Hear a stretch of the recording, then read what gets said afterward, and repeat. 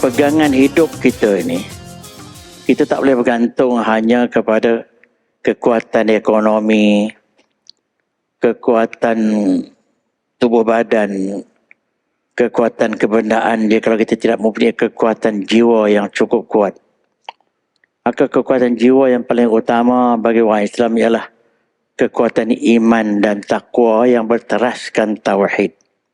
Assalamualaikum warahmatullahi taala wabarakatuh. Tuan Nazir kalau ada, Timbalan Nazir, Tuan Imam, Tuan Milal, AJK, Datuk-datuk, hati-hati dan serang diri sekalian. Alhamdulillah kita bertemu lagi. Saya tak nak terlibat dalam isu-isu semasa yang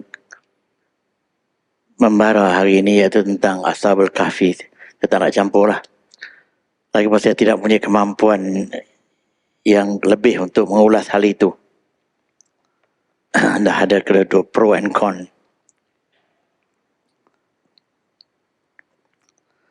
Saya dah sebut dalam kuliah saya minggu lepas. Saya akan ulaskan akibat daripada saya dah huraikan konsep tauhid dengan mendalam sejak beberapa kuliah yang lepas. Dan saya huraikan juga tentang apa yang menjejaskan tauhid ialah syirik. Maka pada malam ini saya akan ulaskan tentang kesan-kesan positif ataupun kebaikan-kebaikan yang bakal kita dapat apabila kita betul-betul berada di atas konsep La ilaha illallah. Iaitu apabila kita berada betul-betul di atas kehendak tauhid La ilaha illallah itu, dia mempunyai kesan-kesan yang tersendiri yang tak akan didapati oleh orang-orang lain yang tidak mempunyai tauhid yang kuat. Tuan-tuan sekalian, pegangan hidup kita ini, kita tak boleh bergantung hanya kepada kekuatan ekonomi, kekuatan tubuh badan, kekuatan kebendaan dia. Kalau kita tidak mempunyai kekuatan jiwa yang cukup kuat, maka kekuatan jiwa yang paling utama bagi orang Islam ialah kekuatan iman dan taqwa yang berteraskan tauhid. Ramai orang beriman tapi tidak berteraskan tauhid. Wa ma yu'minu aktsaruhum illa wa hum musyrikun. Tuhan kata, ramai daripada mereka tidak betul-betul beriman kerana banyak daripada mereka mensyirikkan Allah. Jadi ramai yang mengaku beriman tetapi tidak betul-betul beriman. Macam mana betul-betul beriman? Ialah beriman di atas kehendak tauhid 100%. Kalau tidak berada di atas kehendak tauhid 100%, maka keimanan itu tergugat. Dan musuh yang paling utama yang boleh menggugat tauhid ini ialah syirik. Jadi saya nak ulaskan tentang kesan positif atau kebaikan daripada tauhid ini dalam hidup kita. Yang pertama, tuan-tuan sekalian, kita tidak mempunyai kebebasan minda yang betul-betul mutlak. Kalau kita masih terikat dengan berbagai-bagai ideologi, berbagai-bagai dengan pegangan-pegangan karut-marut, secara klasiknya orang ramai, orang zaman-zaman dulu percaya kepada hantu jembalang, percaya kepada penunggu, percaya kepada berbagai-bagai pegangan yang mengikat hidupnya. Bahkan sampai peringkat dia nak pergi ke mana-mana pun dia memuja makhluk-makhluk tertentu. Sebab itu ikatan hidupnya. Kalau dia tak buat begitu, dia rasa tak senang. Itu kalau zaman dulu. Kalau zaman sekarang juga dia ikatan hidupnya kepada material atau kepada berbagai-bagai ism yang dia miliki. Kalau dia tak berpegang dengan ism tu, dia rasa freedom dia tu terjejas dan sebagainya. Maka sebab itu kebebasan nak melepaskan diri daripada ikatan-ikatan ini semua. Kalau dia tidak mempunyai pegangan-pegangan yang cukup solid, maka dia akan mau tak mau, dia suka atau tidak, dia akan terbawa-bawa dengan berbagai-bagai persepsi kehidupan yang ada di sekeliling dia. Sebab tu kalau kita tengok orang yang tak kuat keimanannya, dia baik waktu dia berada dalam masyarakat Islam, tapi bila dia pergi dengan masyarakat orang bukan Islam, mungkin dia hidup cara orang bukan Islam. Dia elok daripada kalangan orang Islam, dia elok semuanya, tapi dia bercampur orang non-Muslim atau dengan orang yang minum arak, dia pun ikut sama minum arak. Jadi macam lalang pendiriannya. Sebab asas pegangannya untuk menjamin dia tak jadi lalang tu tak ada. Maka dengan sebab itu tuan-tuan sekalian, selagi manusia tidak mempunyai pegangan tauhid yang mantap, pasti dia akan tunduk pada berbagai-bagai pegangan lain. Kalau secara klasiknya pegangan pemujaan kepada patung-patung berhala dan sebagainya, walaupun mereka tahu patung berhala tu daripada batu, tetapi sebab dia memerlukan pegangan secara batin walaupun itu silap, maka mereka boleh percaya kepada batu, patung dan sebagainya yang kononnya pada mereka itu boleh mengawal kehidupan mereka. Kalau pada zaman sekarang ini, orang yang begitu berpegang dengan berbagai-bagai doktrin-doktrin kehidupan, walaupun sebahagian daripada doktrin-doktrin itu bercanggah dengan Islam, tapi dia yakin itulah pegangan-pegangan yang sesuai dengan moden ini. Kita kata macam kebebasan berfikir, kebebasan beragama, kemudian equality. Semua ini pegangan-pegangan moden yang telah difatwakan sebagai bertentangan dengan Islam. Tapi bagi mereka yang tidak mempunyai kekuatan tauhid yang kuat, maka dia ada di kalangan mereka yang menganggap pegangan-pegangan itu ialah pegangan yang betul untuk zaman moden ini. Walaupun dia tak declare dengan mulut yang dia bersetuju dengan pandangan-pandangan itu, tapi kehidupannya menjurus ke arah itu. Maka lahirlah personality yang liberal, lahirlah personality yang tak begitu ambil kisah sangat tentang haram halal. Asalkan benda itu dari segi undang-undang okey, dia pun okey. Tentang haram halal itu tak menjadi perkara sangat. Sebab ikatan untuk dia patuh kepada yang haram halal itu dah tak begitu ada. Sebab itu satu ketika dulu, buka aurat itu perkara biasa. Tidak menjadi satu isu pun. Tapi sekarang ni apabila dah dakwah ke arah keislaman itu agak baik, walaupun tidak menyeluruh, boleh dikatakan agak janggal di kalangan orang perempuan yang tak bertudung, maka mereka menganggap pakai tudung itu sesuatu yang mesti bagi seorang Muslim, yang mana pada zaman dulu amat-amat sukar. Itu semua sebagai satu simbol kekuatan yang berteraskan kepada tauhid. Kalau segi undang-undang sama aja.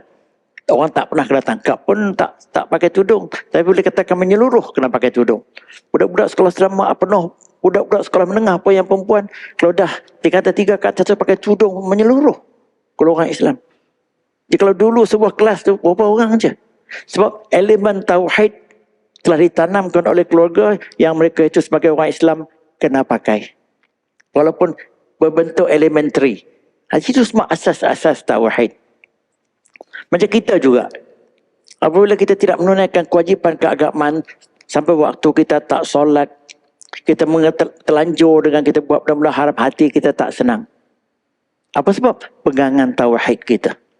Tapi bagi mereka-mereka yang tidak ada pegangan begitu, biasa aja.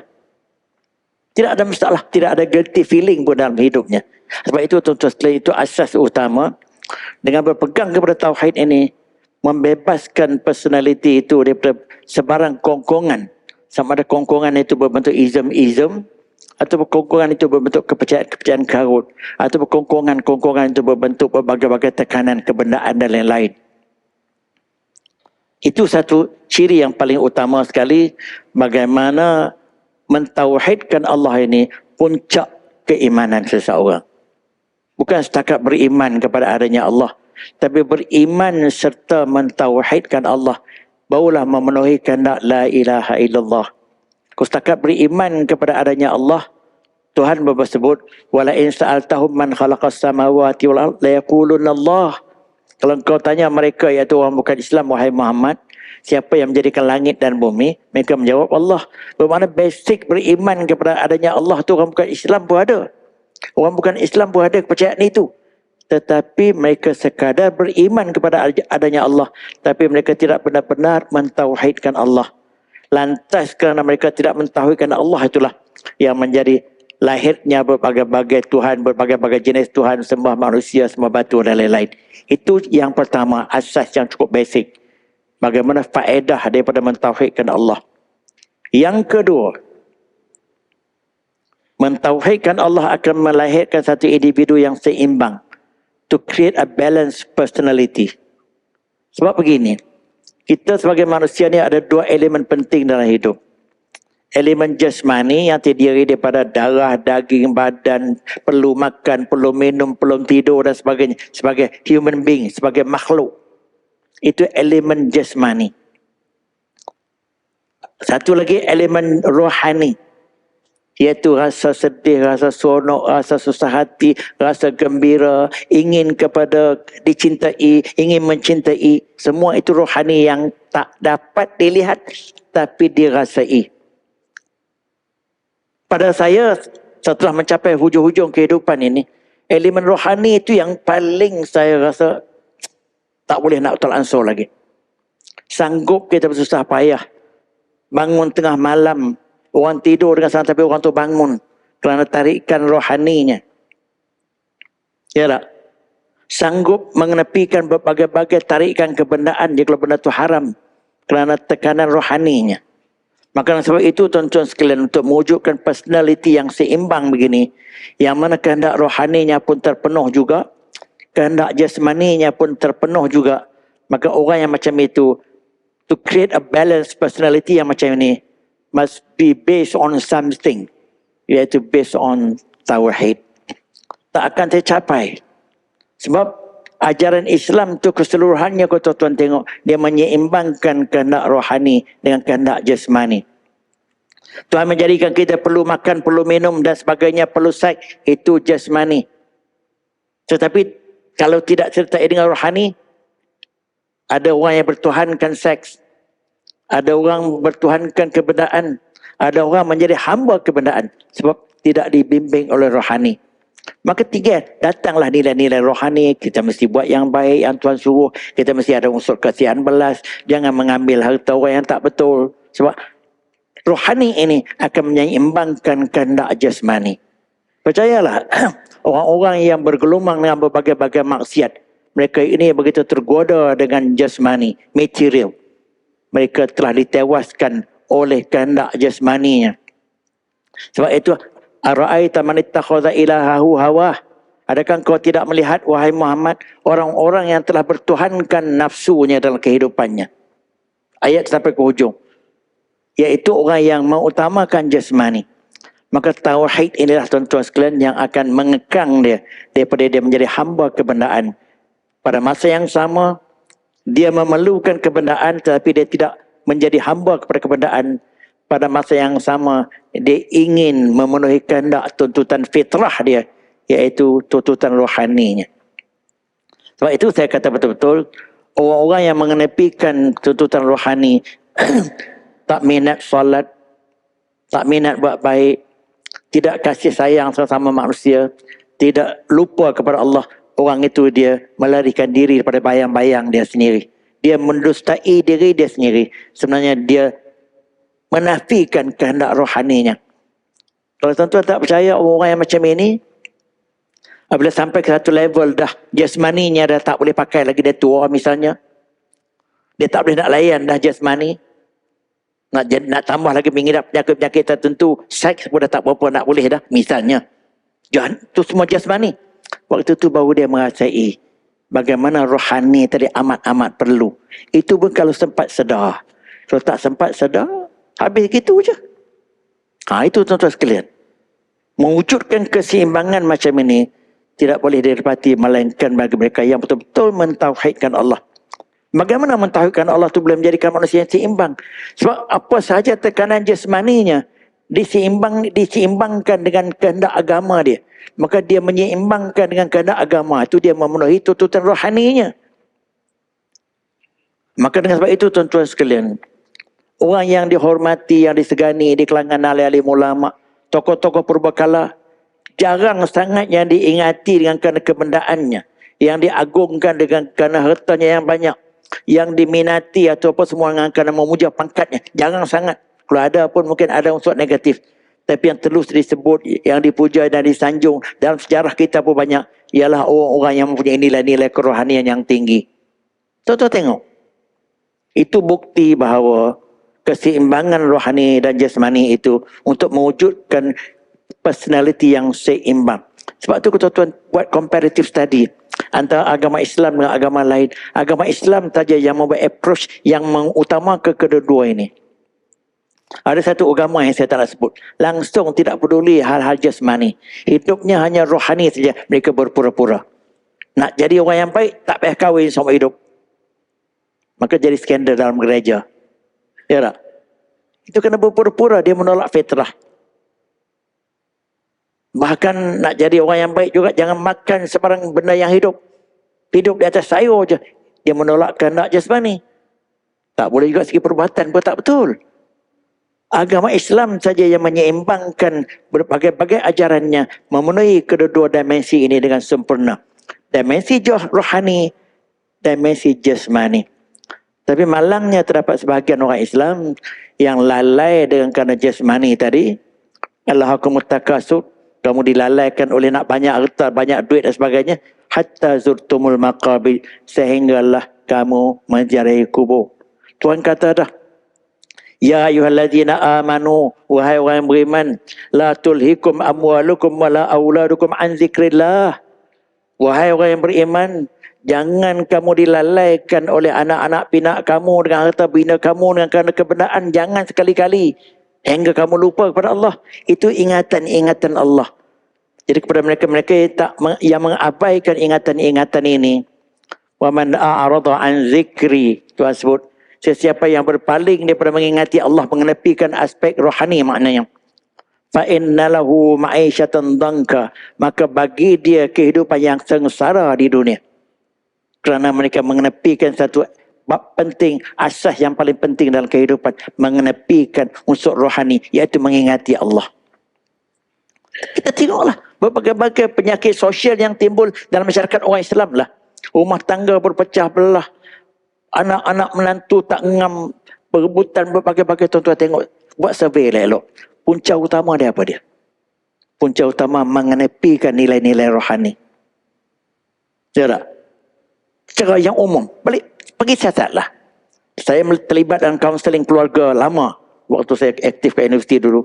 Pasangan-pasangan yang jumpa dengan kami yang timbul masalah marriage breakdown, family conflict, apabila kita survey, kita tanya-tanya soalan-soalan, maka akhirnya pergi kepada satu conclusion, iaitu keluarga yang berkenaan, keluarga yang mengutamakan material dan mengenepikan agama dan kehidupan.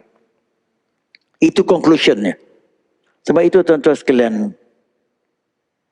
kalau kita nak letak kaedah lah, bagaimana nak menyelamatkan generasi manusia, kita dan anak-anak kita, selamatkanlah mereka dengan meletakkan mereka di atas asas tauhid.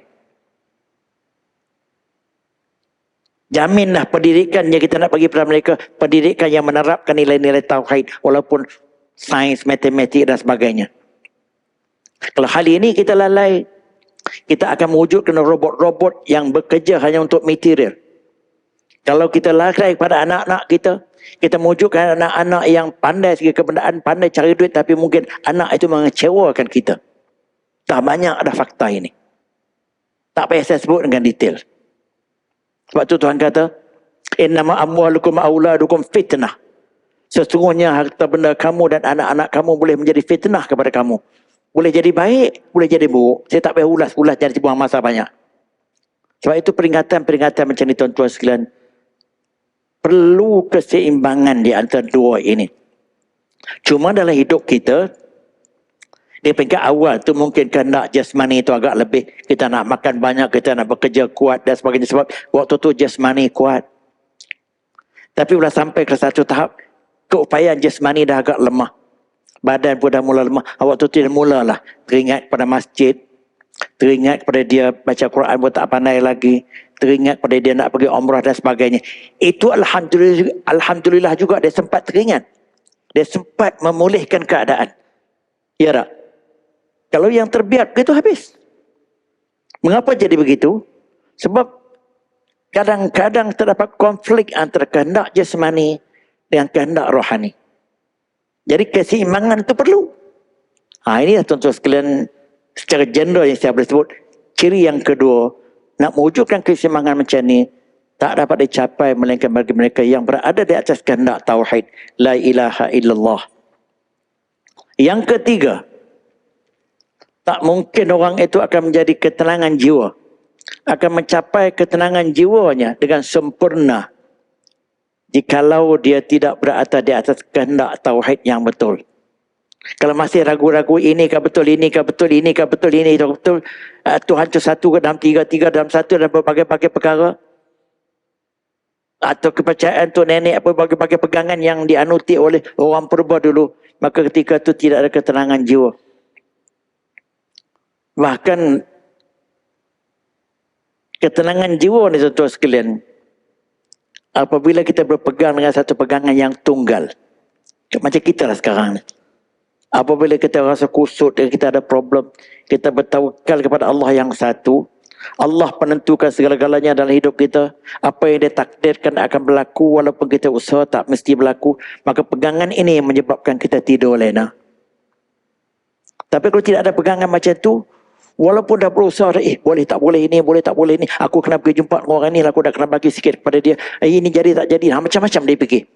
Tapi kalau yang berpegang pada Tuhan yang satu, dengan pegangan Tuhan tak satu tu, dia bertawakal kepada Allah dan dia bergantung pada Allah sahaja, dan segala penentuan Allah dia terima seadanya dalam qada qadar. Maka sifat gabungan ciri-ciri ini, yang pertama, dia redha di atas segala penentuan Allah, qada qadar. Yang kedua, dia bertawakal sepenuhnya kepada kehendak Allah. Manusia tidak boleh berbekas apa-apa. Yang ketiga, dia yakin segala ketentuan Allah tu ada hikmatnya, sama ada baik atau buruk. Dan yang terakhirnya, dia meredai segala takdir itu semua. Maka pegangan ini tak akan dicapai melainkan orang yang mempunyai pegangan tauhid yang kuat. Sebab tu saya pernah kata, bagi orang yang menghadapi problem hidup, dia ada sekurang-kurangnya 3 ciri yang paling utama. Sabar, redha, dan tawakal. Ada satu lagi yang kecil, qanaah. Sabar, resilient, dia menghadapi berbagai-bagai tekanan tapi tetap senyum. Dia anggap ini ujian. Itu sabar. Yang kedua, dia bertawakal, bermakna dia buat macam mana pun tetap Tuhan menentukan. Maka dia tawakal, dia tak susah hati, tak tidur lagi. Itu yang kedua, bertawakal. Sabar, bertawakal. Yang ketiga, dia bersikap redha di atas segala penentuan Allah. Ya, kerana dia kuat berpegang kepada konsep qada qadar. Yang keempat, untuk mengekang nafsunya yang tidak terhingga, dia bersifat qanaah. Pernah dengar qanaah? Qanaah ni dia satisfied dengan apa yang Tuhan takdirkan kepada dia. Kalau banyak pun alhamdulillah, kalau sikit pun tetap alhamdulillah. Maka pegangan yang empat-empat ni dan sifat mahmudah itu tak akan dicapai melainkan oleh orang-orang yang betul-betul mentauhidkan Allah. Kalau tidak, dia cakap aja. Saya sendiri sikit sebanyaklah. Saya menghadapi agak waktu zaman 30-an, 40-an tu masuk hospital, keluar hospital cukup banyak. Waktu tu pegangan kita pun agak begini je. Tekanan-tekanan hidup dan sebagainya. Terlalu kerap masuk hospital. Tapi setelah mencecah 50-an ke atas, jumlah masuk hospital tu amat kurang. Walaupun telah melalui dengan banyak. Maka saya membuat survey, saya membuat kajian, apa penyumbang utamanya. Walaupun saya pegang beli ubat yang baik, jumpa doktor yang baik, jaga kesihatan yang baik, itu usaha kita. Tapi mengapa dia boleh pergi sampai pegangan macam itu? Kerana saya berpegang kepada 4 ciri tadilah. Dan pegangan itu banyak dibantu dan didorong oleh kuatnya pegangan kita atas konsep la ilaha illallah. Sebab itu tuan-tuan sekalian, sifat-sifat mazmumah yang dahsyat-dahsyat ini, kalau orang tu tak ada sifat syukur, dia ada sifat riak, ada takabur, bukan saja sifat-sifat yang buruk, bahkan sifat itu boleh membawa kepada syirik. Bukan saja sifat-sifat buruk, tidak menenangkan dia kalau dia tak syukur. Kalau dia takabur, dia juga akan jadi resah, gelisah kehidupannya. Itu keburukan daripada sifat-sifat itu. Bukan saja keburukan kepada dirinya, bahkan nasibnya di akhirat pun akan berbahaya kerana dia boleh menjadi syirik khafi. Bahaya tuan-tuan sekalian. Maka dengan sebab itu tuan-tuan sekalian, tidak ada satu sumber lain yang paling otoriti sebagai orang Islam untuk mencapai ketenangan jiwa ini. Di samping kita ambil ubat penenang dan sebagainya, itu semua sementara. Maka ubat penenang yang paling asas sekali ialah kembali kepada mentauhidkan Allah dalam segala aspek kehidupan kita. Ketika itu Apa yang kita dapat, baik atau tidak, kita terima seadanya. Seperti satu hadis yang saya selalu sebut, ma'ajabal mu'min kullun lahu khair. Alangkah baiknya seorang mukmin ini, semua yang berlaku kepada dia baik. Mukmin yang tulen. Maksudnya mukmin yang mentauhidkan Allah. Kalau dia dapat nikmat, syakaro, alhamdulillah, baik. Kalau dia dapat bala, dia bersabar, pun baik juga. Sebab bersyukur dan bersabar itu, bersyukur ketika dia dapat nikmat, bersabar tu apabila dia dapat bala. Tapi bagi yang tak beriman, dapat nikmat melompat macam monyet. Ini iPhone-nya, ini dengan takbur angkuh semua datang, orang menyampah lagi dengan dia. Itu keburukannya. Kemudian apabila dia dapat bala, Tuhan pun dipertikaikannya. Tu. Sebab itu tuan-tuan sekalian, baik buruk ni berlaku sama jadi kepada orang yang baik, kepada orang beriman, kepada orang yang tak beriman. Tapi penerimaannya berlainan. Penerimaan kepada yang beriman dengan penuh syukur kalau baik, alhamdulillah. Dan kalau benda tu buruk, dia redha dengan cukup baik. Tapi kepada yang tak beriman, dapat nikmat, seronok melompat sampai lupa diri. Dapat bala sampai menyumpah dan sebagainya. Ini kesannya berbeza. Maka sebab itu tuan-tuan, bagaimana Tuhan sebut satu dialog Nabi Ibrahim tentang kuat tauhid dia ni. Saya nak baca satu ayat kepada kaum-kaum dia yang menyembah berhala dan sebagainya. Tuan-tuan buka surah Al-An'am ayat 81. Wa kaifa akhafu ma asyraktum wa la takhafuna annakum asyraktum billahi ma lam yunazzal bihi alaikum sultana. Sebab kaum-kaum dia cuba mengugut dia, kaum-kaum dia yang menyembah berhala ni. Adakah kamu tak takut wahai Ibrahim? Ni saya beri huraian dulu. Yang kamu buat begini kepada patung-patung ni, kamu akan terima akibatnya. Sebab climate daripada Ibrahim dia pecah semua patung-patung tu, dia ambil satu kapak letak. Ibrahim jawab, bagaimana saya nak takutkan terhadap perkara yang kamu telah syirikkan? Jadi saya nak takutkan kepada patung-patung kamu yang telah kamu syirikkan itu. Sedangkan kamu sendiri pun tak takut kepada Allah yang telah kamu syirikkan dia. Jadi saya nak takut kepada patung-patung yang kamu sembah.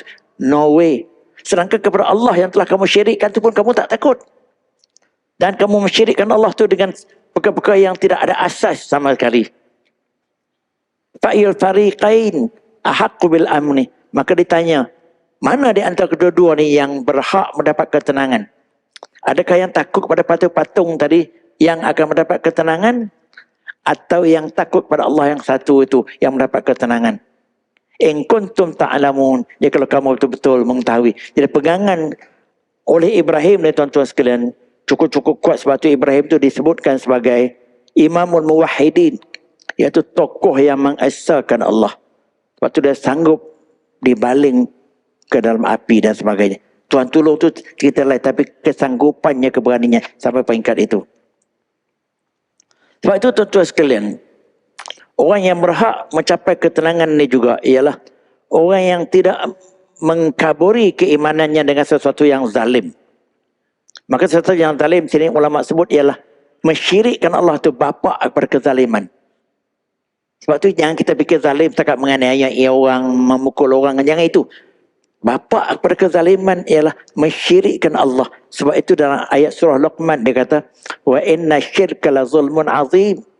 Sesungguhnya syirik itu satu kezaliman yang amat besar. Ini disebabkan kerana orang-orang yang mensyirikkan Allah, Tuhan sebut dalam surah, tuan-tuan boleh rujuk surah Al-An'am juga ayat 82. Sebagai sambungan pada ayat yang tadi, Al-An'am 81. Allazina amanu wa lam yalbisu imanahum bizulmin. Orang-orang yang betul-betul beriman, iaitu beriman secara mentauhidkan Allah, mereka tidak bercampur adukkan iman mereka dengan kezaliman. Ulama sebut kezaliman sendiri ialah dengan syirik, melawan kepada tauhid. Ulaika lahumul amnu wa hum muhtadun. Dan orang-orang ini saja yang mendapat jaminan ketenangan berbanding dengan orang-orang yang mensyirikkan Allah. Sebab tu kalau orang, kalau pendekatan secara moden tuan-tuan sekalian, orang yang resah gelisah tu jumpa pakar psikologi, jumpa pakar-pakar tertentu, ubat-ubat tertentu, nak ambil penenang sampai teruk sangat ambil ubat penenang dan sebagainya. Itu usaha tu kita tak nafikan.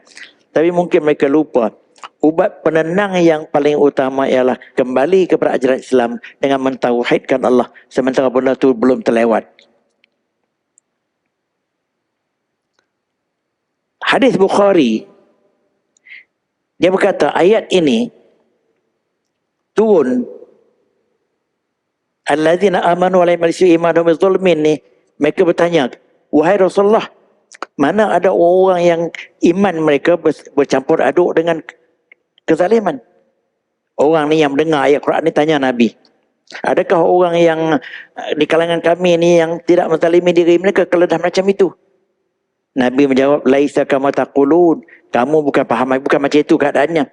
Awalam tasma'u ila qawli Luqman li ibnihi, adakah kamu tak dengar bagaimana Luqman kata pada anak dia, ya bunayya la tusyrik billah inna syirka la zulmun azim. Kata Luqman kepada anak dia, wahai anakku, jangan sekali-kali kamu mensyirikkan Allah, kerana mensyirikkan Allah itu satu kezaliman yang amat besar sekali. Sebab itu saya sebut beberapa kali, apabila orang tu terlibat dengan sikit sebanyak kesyirikan, dia telah melakukan satu kezaliman yang besar. Yang pertama, kezaliman kepada Allah yang paling besar lah, iaitu dia menduakan Allah. Itu kezaliman yang cukup berat. Sebab yang tak layak sama sekali, tapi dia telah menzalim. Yang kedua, dia menzalimi dirinya dengan memasukkan dirinya ke dalam golongan syirik ini, yang dia akan dihukum di akhirat kelak dengan neraka yang tak mungkin selamat kalau dia tak bertaubat. Yang ketiga, sikap syirik dia menyusahkan keadaan sekeliling, menzalimi orang lain. Tuan-tuan sudah tengoklah. Saya tengok ada satu pasangan suami isteri.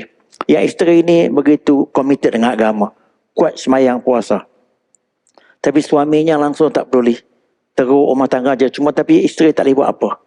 Punca utamanya kerana suami langsung tidak minat agama. Kerana lempangnya tak kira lagi lah.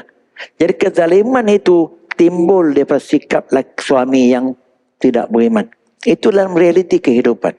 Dan kita pun, bila kita bermasyarakat, dalam masyarakat pun, kita kena tipu oleh seseorang, kita kena disonglap oleh seseorang, kita terkena dengan program skema oleh seseorang. Orang akan kata kita ni bodoh, tapi siapa yang penjahat sebenarnya? Tentu orang yang membuat benda-benda yang macam itu. Apa puncanya? Tidak ada iman. Kita yang ada iman ni, kalau ada peluang kita nak ambil pun kita tak nak ambil sebab benda tu zalim, rasuah dan sebagainya. Tapi yang tak beriman, itu yang dikatakan kezaliman dalam bentuk 3 bentuk yang cukup berbahaya. Itu yang ketiga. Yang keempat, tuan-tuan sekalian, mentauhidkan Allah juga sumber kekuatan jiwa. Ketenangan jiwa satu hal lain, iaitu kita rasa tenang, kita tak resah gelisah, kita hidup rasa relax, peace in mind, kita tidak tekanan darah tinggi, semua tak ada, kita kata gitu. Itu kita mendapat ketenangan jiwa. Tapi beriman juga sumber kekuatan jiwa. Sumber kekuatan jiwa ni, dia mempunyai keberanian yang luar biasa semata-mata kerana iman. Kita tak usah ambil contoh lain lah. Saya bagi contoh ni. Bagaimana beraninya orang Hamas itu nak lawan dengan Israel. Tuan-tuan tahu siapa Israel? Orang kata kalau tengok segi perangkaan, tengok segi realitinya, Israel itu boleh ganyang Hamas dalam masa 2 hari je. Sekarang ni masuk bulan ketiga, tak boleh. Tak boleh ganyang lagi. Kalau ikut segi kekuatan kebendaan, kekuatan ketenteraan, apa yang Hamas itu ada walaupun dia ada, berbanding dengan kekuatan ketenteraan yang dimiliki oleh rejim Israel dan kuncunya. Saya nampak dan dia dalam ulas dalam berbagai artikel, kekuatan yang paling utama ada pada mereka ini adalah kekuatan iman dan takwa. Mereka berbangga anak-anak mereka yang mati syahid di medan perang. Ibu-ibu bahkan merelakan, menyuruh anak-anak mudanya pergi berjuang. Walaupun dia tahu pergi itu belum tentu balik. Maka itu sumber kekuatan utama. Manakala askar-askar Israel walaupun dengan kereta kebal, menyesal pun banyak, lari kalang pukang pun banyak, meninggalkan segala kapal perang tu semua. Sebab tidak ada kekuatan dalaman. Yang ada kekuatan ketenteraan secara luaran. Tuan-tuan tengok bagaimana Amerika terpaksa lari daripada Vietnam. Sedangkan alat kelengkapannya canggih. Sebab mereka tidak mempunyai kekuatan dalaman. Dia rasa macam terpaksa pergi berjuang. Bagaimana US juga terpaksa keluar daripada Afghanistan. Apa yang Taliban ada? Apa teknologi yang Taliban miliki? Tapi US terpaksa keluar. Sebab itu kekuatan ini, kekuatan dalaman ini susah. Tak dapat diukur dengan badan besar dan sebagainya. Saya di kampung, waktu saya kecil-kecil dulu, waktu saya ada sekitar dalam 4-15 tahun, ada satu orang yang terkenal dengan Samseng kampung. Orang dengan dia, orang takut. Dia pakai lempang gitu je. Tengok badannya tak sampai separuh badan orang lain, kecil. Saya tak boleh sebut nama. Orang yang badan besar yang dia pun dengar depan dia tu tunduk melokok gini.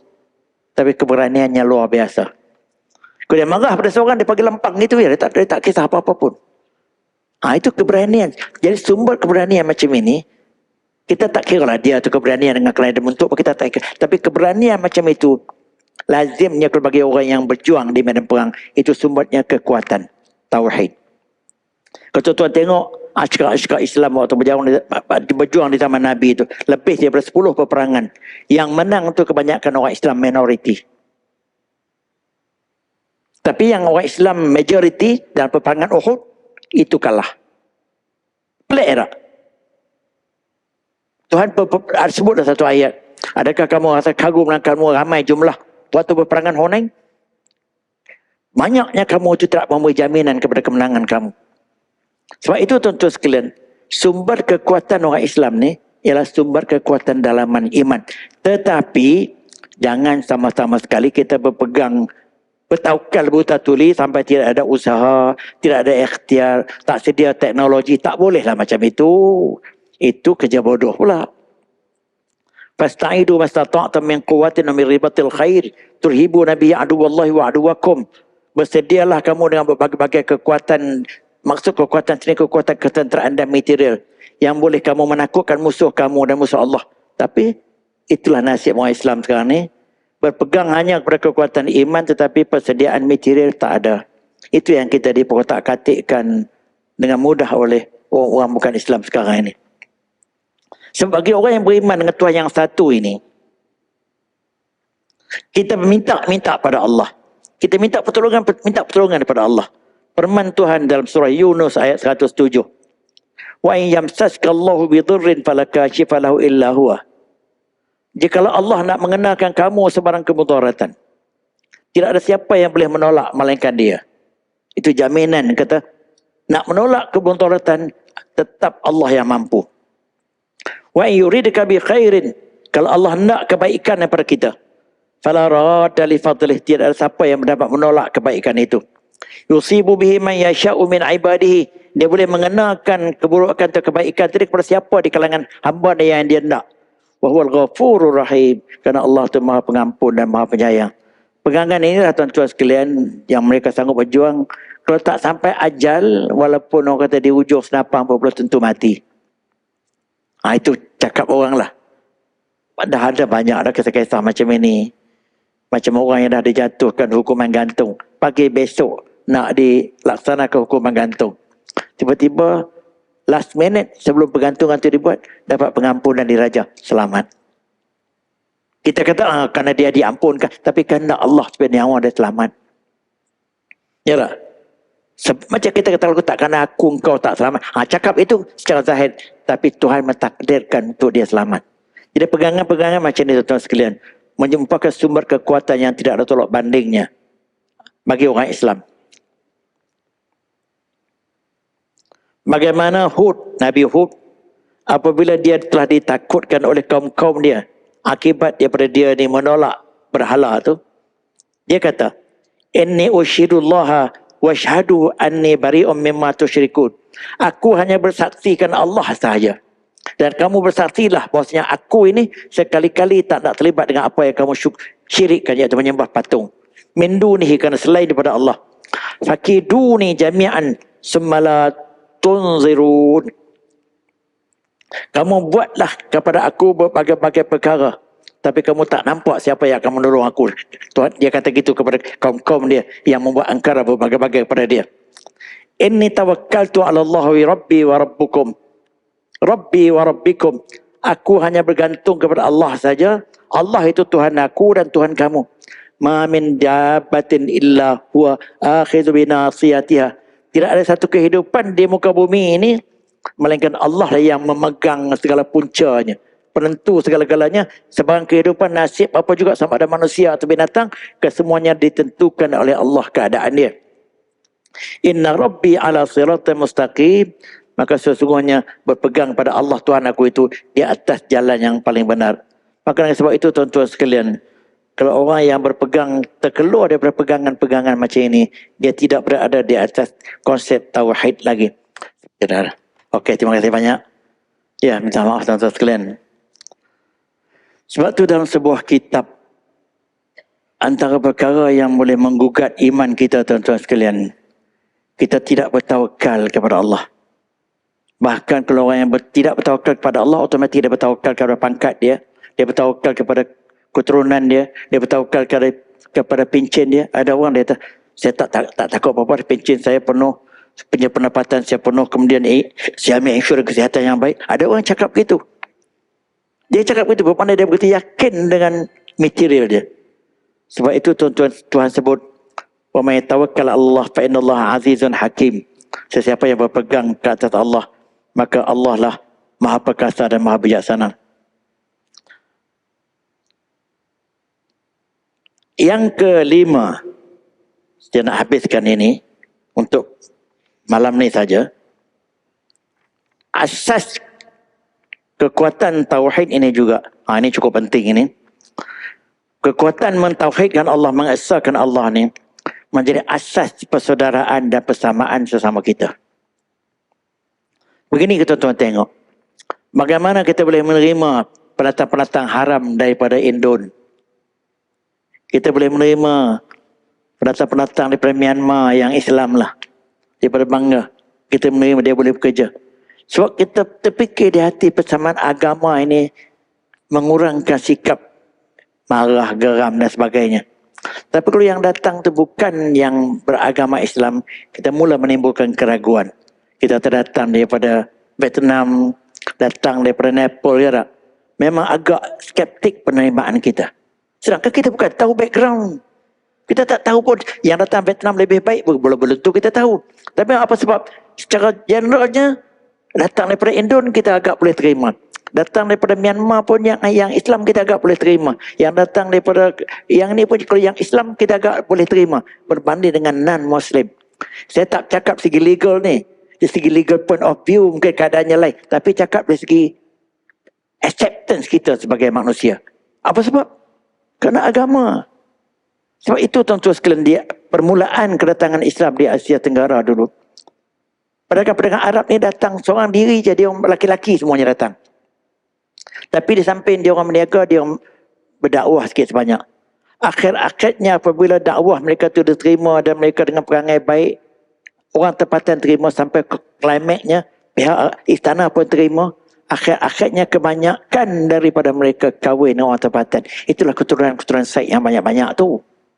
Apa asasnya? Asasnya ialah persamaan agama. Ini cakap saya lah, minta maaf. Cakap saya. Saya rasa sikit sebanyak pergeseran kita dengan orang bukan Islam di Malaysia ni. Kerana perbezaan agama.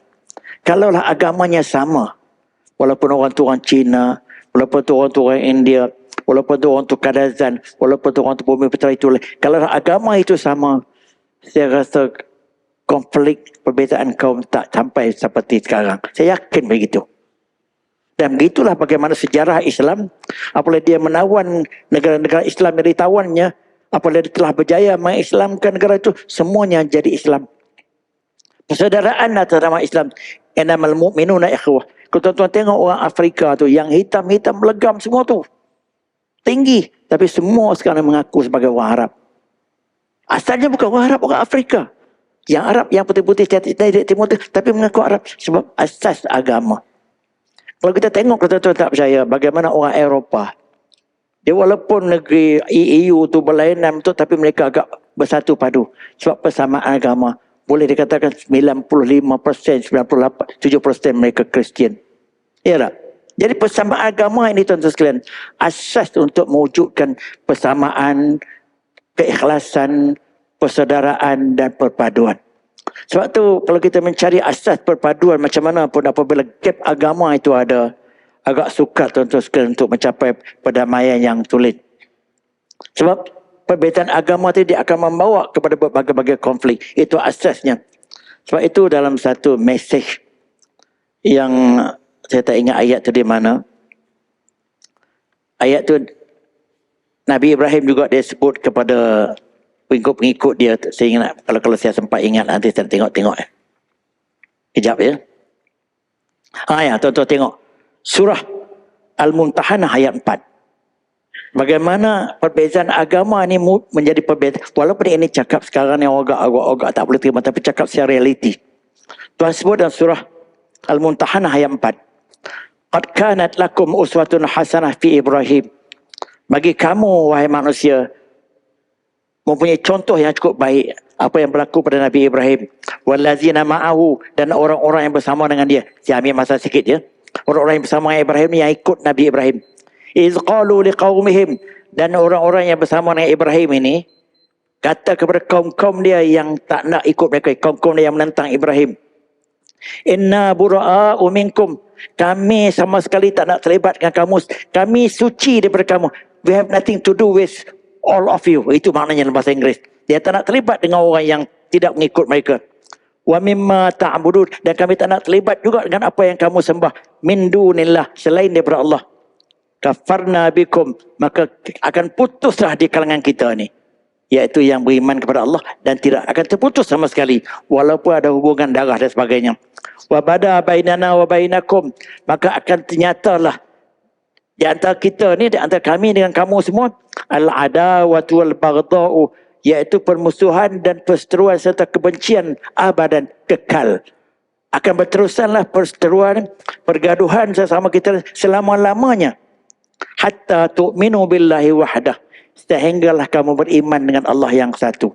Sebab itu tuan-tuan sekalian, seruan untuk perpaduan ni walaupun kita sokong penuh, tapi nak mencapai perpaduan tulen itu, kalau perbezaan atas asas agama ni sukar dicapai dengan penuh. Ini pendirian Nabi Ibrahim.